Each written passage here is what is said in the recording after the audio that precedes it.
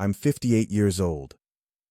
For 35 of those years, my primary identity was parent. I have 3 children, now all grown and scattered across the country. And for 35 years, I thought I knew what my job was. I was wrong. Completely and utterly wrong. Everything you think you know about what matters in raising a child, the things you stress about, the goals you chase, the metrics you use to measure success, I'm here to tell you that most of it is a beautiful, well-intentioned, and utterly exhausting distraction. The things you believe are the foundation are merely the scaffolding. And the things you barely notice, the quiet, unremarkable moments you let slip by, those are the entire cathedral. I see you. I see the young parents running on fumes, convinced that if they can just get their child into the right school, the right sport, the right everything, they will have succeeded. I see the parents of teenagers navigating the emotional minefield of adolescence, praying they can get them through it unscathed and into a good college. I was you. I was so deeply embedded in that mindset that I couldn't see the forest for the trees. But a few months ago, after my youngest child moved out, something happened. It wasn't a dramatic event. There was no health scare, no tragedy. It was the opposite. It was silence. A profound, deafening silence in a house that for 3 decades had been a symphony of chaos. And in that silence I began to see. The fog of parenting finally lifted. And what I saw, with a clarity that was both heartbreaking and liberating, is what I need to share with you today. So what is the one thing that actually matters? It's not their grades. It's not their athletic achievements. It's not the college they get into or the career they choose. It's not how polite they are or how clean they keep their room. Those are all outcomes, byproducts. The one thing, the only thing that truly matters, is this: your child's unwavering, bone-deep, unshakable belief that they are unconditionally loved and fundamentally good, exactly as they are. I know what you're thinking. Of course I love my kids. Unconditionally. That's a given. I said it to myself 1,000 times. I believed it with every fiber of my being. But our children don't learn from our intentions. They learn from our attention. They don't hear the love we feel in our hearts. They experience the love we demonstrate with our time, our words, and our reactions. And this is where the first, most insidious lie of modern parenting creeps in: the belief that our job is to shape them into successful, well-adjusted adults. It sounds noble. But what I didn't realize is that the opposite of unconditional love isn't hate. It's judgment. And our well-intentioned efforts to shape our children are often perceived by them as a constant, subtle, and soul-crushing judgment. Let's talk about the great distractions. The first is the achievement trap. My oldest son, Mark, was a talented soccer player, and I leaned into it. Hard. I was the dad on the sidelines, the one who drove him to every practice, who hired private coaches. I told myself I was supporting his passion, but it became my passion. His successes on the field became my successes. Our entire relationship became filtered through the lens of his achievement. The car rides were post-game analyses, not conversations. The dinners were about nutrition and strategy, not about his life. I was so focused on the player that I completely lost sight of the person. He quit soccer his senior year of high school, just walked away from a potential college scholarship. At the time, I was devastated. I saw it as a failure. We had a huge fight. It took me years to understand what he said to me that night. He said, "Dad, I don't even know if I like soccer. I only know that you like it when I'm good at it." Read that again. He didn't know if he liked the sport that had defined his entire childhood. Why? Because his internal sense of joy had been completely overwritten by my external need for his success. He didn't feel loved for who he was. He felt valued for what he did. And the moment the pressure of doing outweighed the joy, he had to escape. He had to burn it all down to see if there was anything left of himself underneath. This bleeds directly into the second distraction, the behavior trap. My middle child, Emily, was the easy one. She was quiet, compliant, and always eager to please. She got good grades, did her chores without being asked, and was unfailingly polite, and I praised her for it. Constantly. "You're such a good girl. Why can't your brother be more like you?" I thought I was reinforcing positive behavior. What I was actually doing was building a cage for her. I was teaching her that my affection was conditional upon her compliance, that her value in the family was tied to her ability to be low maintenance. I was, without ever meaning to, telling her, "The parts of you that are messy, angry, sad, or difficult are not welcome here." And so, she hid them. She became a master of suppression. When she went through a brutal friendship breakup as a teenager, I only found out months later. When I asked why she didn't tell me, her answer was a quiet gut punch. "You always say how much you appreciate how easy I am." I didn't want to be difficult. She was in pain, and her primary concern was managing my emotional state. She had learned her role so well that she chose to suffer in silence rather than risk losing the good girl status that guaranteed her place in my heart. I had sacrificed her authenticity for my own comfort. Then there's the third distraction, the future trap. My youngest, Leo, was a dreamer, a creative soul. He would spend hours drawing, writing stories, building intricate worlds. His report cards always had the same note: "Leo is bright, but he needs to focus more." And I adopted that as my mantra. Focus, Leo.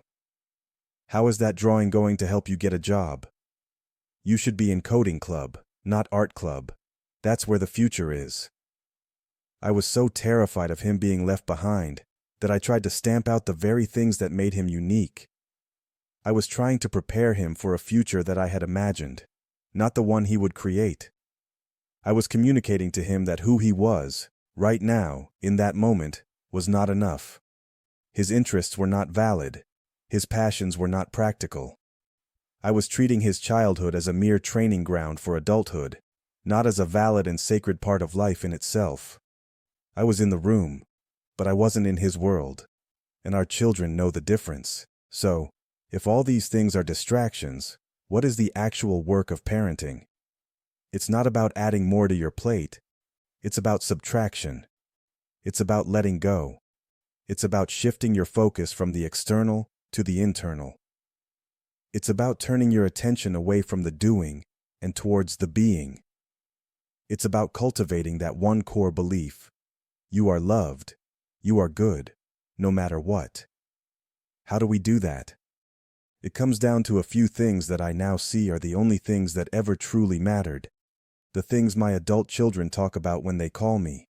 And spoiler alert, it's never about the soccer trophies or the perfect grades. First is the currency of connection. Undivided attention. I'm not talking about quality time. Quality time has become another item on the parental to-do list. What our children crave is something far more simple and far more difficult: our presence. There was a period when Emily was about 7, and she was obsessed with her dolls. She would create elaborate soap operas with them. One rainy afternoon, I was stressed about a work deadline, but I put my laptop away, lay down on the floor of her room, and just listened. For a full hour. I didn't try to direct the story. I didn't check my phone. I just listened.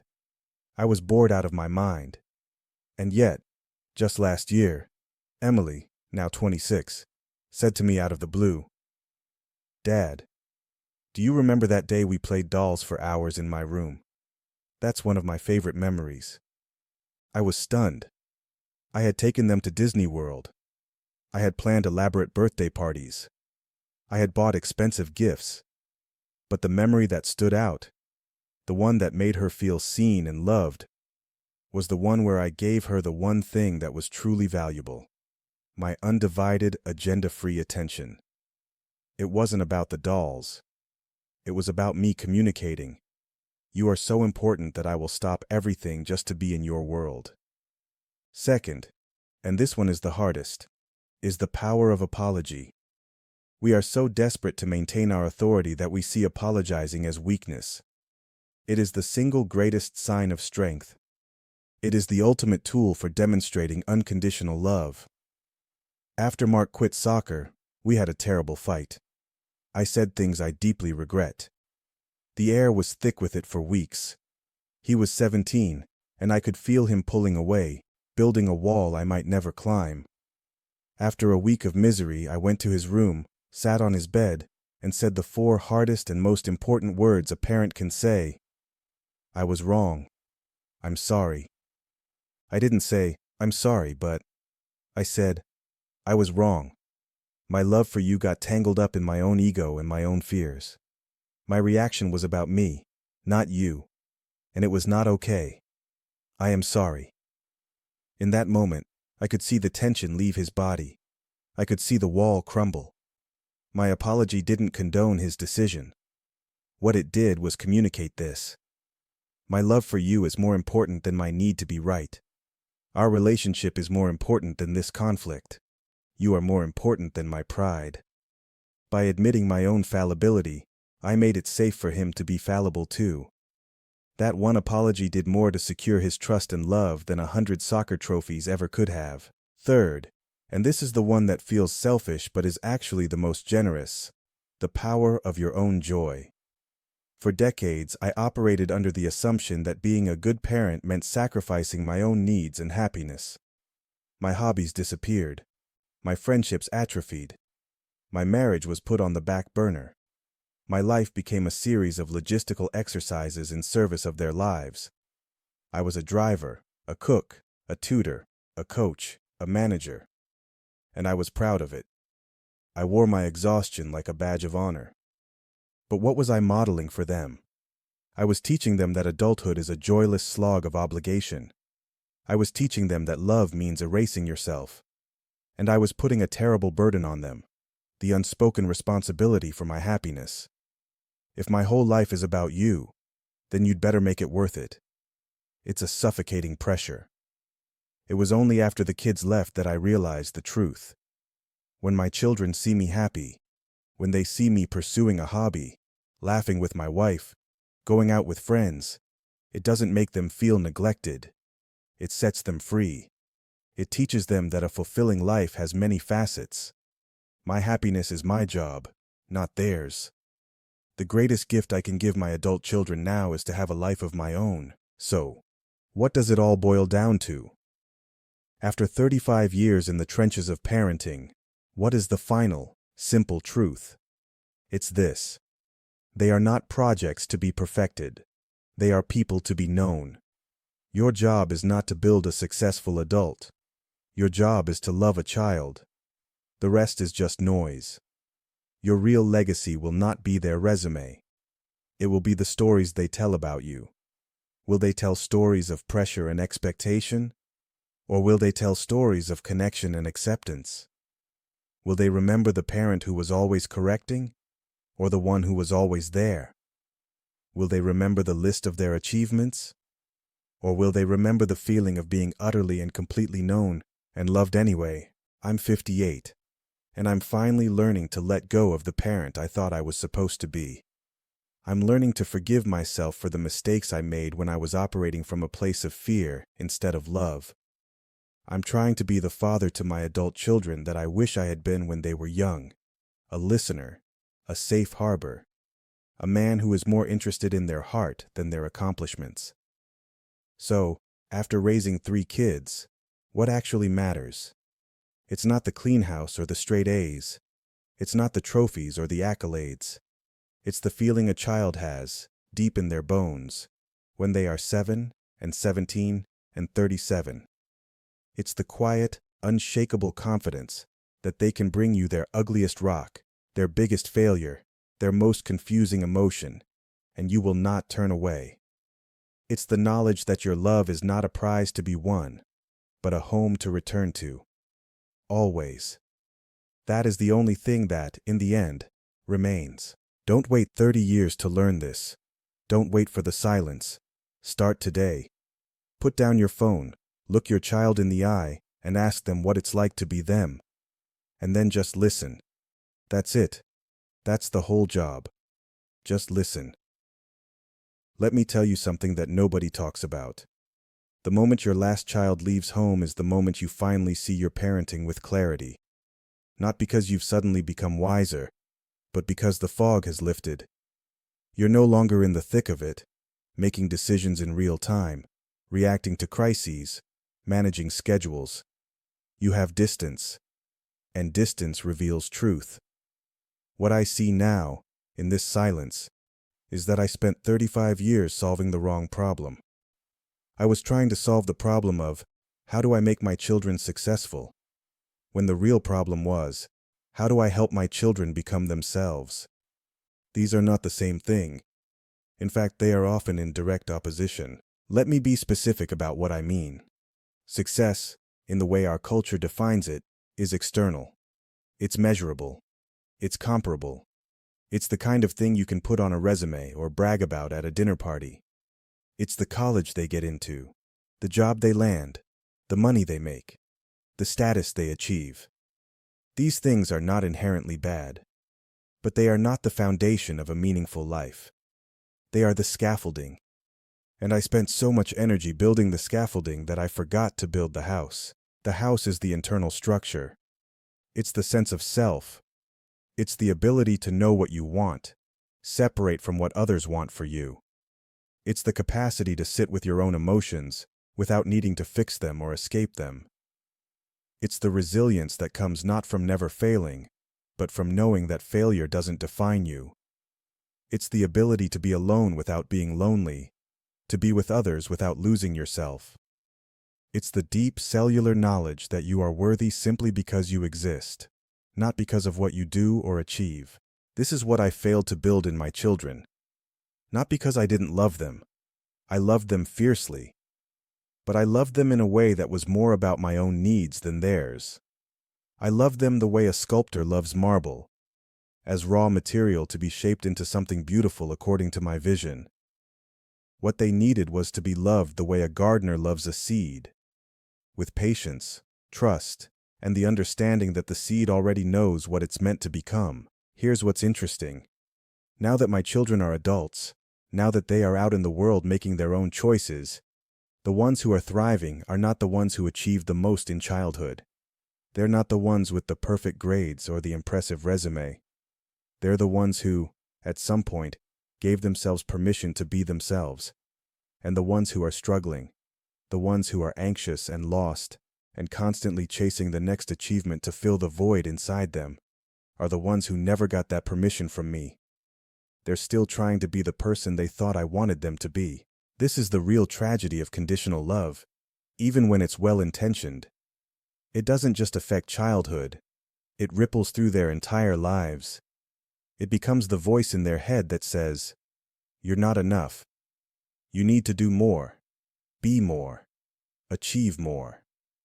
It becomes the filter through which they see themselves. And no amount of external success can ever silence that voice. Because the problem was never external. The problem was internal. The problem was that they learned, early and often, that their worth was conditional. So what would I do differently if I could go back? The answer is simpler than you might think. I would do less. I would plan fewer activities, hire fewer coaches, push fewer agendas. I would be present more. I would listen more. I would ask more questions and give fewer answers. I would let them fail more, not because I wanted them to suffer, but because failure is how we learn who we are. I would apologize more. I would admit my own struggles and my own doubts more. I would let them see me as a flawed human being, not as an infallible authority figure. I would love them more openly, more verbally, more physically. I would say, "I love you," not just in words, but in the way I looked at them, the way I made time for them, the way I chose them, over and over again, even when it was inconvenient. Most importantly, I would have understood that my job was not to create a successful person. My job was to create a safe place.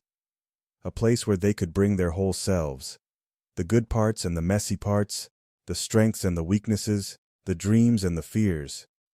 A place where they knew, without a shadow of a doubt, that they were loved not for what they did, but for who they were. I'm 58 years old now, and I'm still learning this. I'm still unlearning the patterns that were passed down to me from my own parents, who were doing the best they could with what they had. I'm still catching myself when I slip back into the old ways of thinking. But I'm also learning that it's not too late. My children are adults now, but they're still my children. And I can still show them, through my words and my actions, that I see them, that I value them, that my love for them is not contingent on their success or their failure. It's simply there, like gravity, holding them up even when they can't feel it. And if you're reading this, if you're a parent right now, in the thick of it, exhausted and anxious, and wondering if you're doing it right, I want to tell you, you're probably doing better than you think, but you're also probably missing the point. The point is not to raise a perfect child or a successful child. The point is to raise a child who knows they are loved. Everything else is just details. So put down the parenting books. Stop comparing your child to other children. Stop trying to optimize and manage and control. Stop trying to build a product. Start tending a garden. Start being present. Start listening. Start loving, not for what they will become, but for who they are right now, in this moment, exactly as they are. That is the only thing that matters. That is the only thing that lasts. That is the only thing your child will remember. I want to share one more thing with you, because I think it's important. It's about the language we use when we talk about parenting. For years, my vocabulary was the vocabulary of a project manager. I talked about investing in their future. I talked about managing their schedules. I talked about optimizing their potential. My children were not my partners in a shared life. They were my most important project, my magnum opus. And the goal of any project is a successful outcome. But a human soul is not a project. It cannot be managed into a state of success. It can only be nurtured into a state of wholeness. The language of nurturing is the language of the garden, not the factory. In a factory, you control all the inputs to guarantee a standardized output. In a garden, you cannot control everything. You can't force a seed to sprout. Your job is not to control, but to cultivate. You provide the right conditions: good soil, water, sunlight. You protect it from the most obvious dangers. You pull the weeds that would choke it.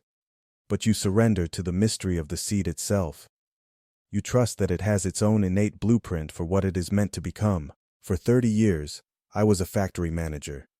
I was constantly measuring, comparing, and trying to fix the imperfections in my product. When Leo would rather draw than do his math homework, that was a defect that needed to be corrected.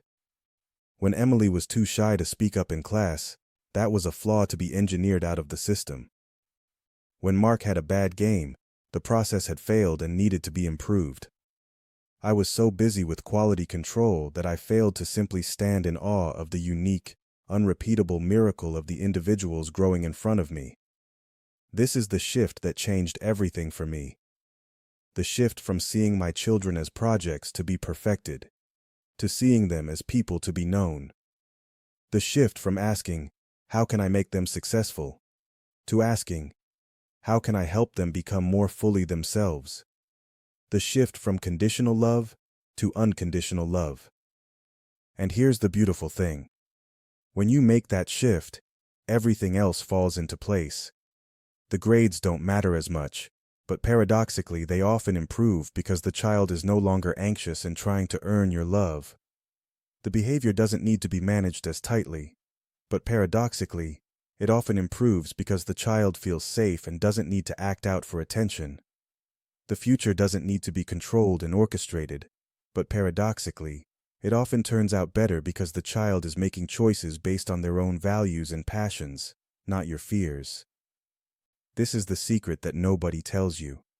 The things you're trying so hard to control through pressure and expectation and conditional love, those things actually happen more naturally when you let go. When you create a safe place, when you love unconditionally, when you see your child for who they are, not who you want them to be. I'm 58 years old, and I have maybe 30 more years if I'm lucky. And you know what I would give to have back just 1 week of those years I wasted working? Just 1 week to sit with my kids and really be with them. To know them. To let them know me.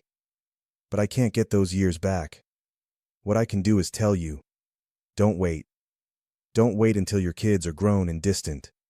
Don't wait until you're my age, looking back with regret. Start now. Today. This moment. Put down your phone. Look your child in the eye. Ask them what it's like to be them. And then just listen. Not to fix anything. Not to give advice.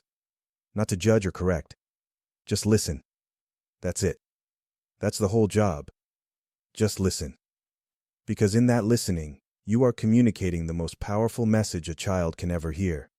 You matter. Your thoughts matter. Your feelings matter. You matter.